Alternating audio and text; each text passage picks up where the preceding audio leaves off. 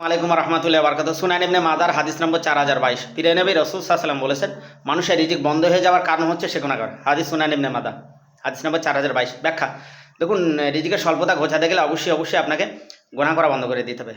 আপনি গুনাহ করবেন আর তাবিজ করবেন, ফারাগিস্ট মাওলানাদের কাছ থেকে আপনি তাবিজ করবেন আর আপনি বলবেন আপনার যাতে রিজিক বাড়ে। ভাই এইসব ভণ্ডামি কোথায় খুঁজে পাই তারা? আমি খুঁজে পাই না। তাবিজ তামিমা শিরিক। যে মৌলানা করছে, যে কৃষ্ণ মাওলানা আপনার জন্য তাবিজ করছে রিজিক বাড়ানোর জন্য, তাকে বলুন তো তাবিজ করে তার রিজিক বাড়াতে আপনার কেন? 10 কোটি টাকার জন্য আপনার কাছে হাত পাচ্ছে সে তাবিজ করে।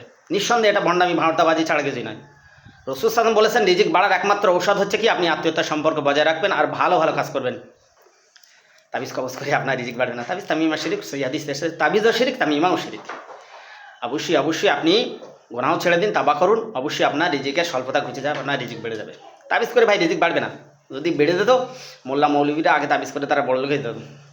ভণ্ডামি ভাঁওতাবাজি পেতে পা দেবেন না। আপনি অবশ্যই নিজেকে একটু ভাবান।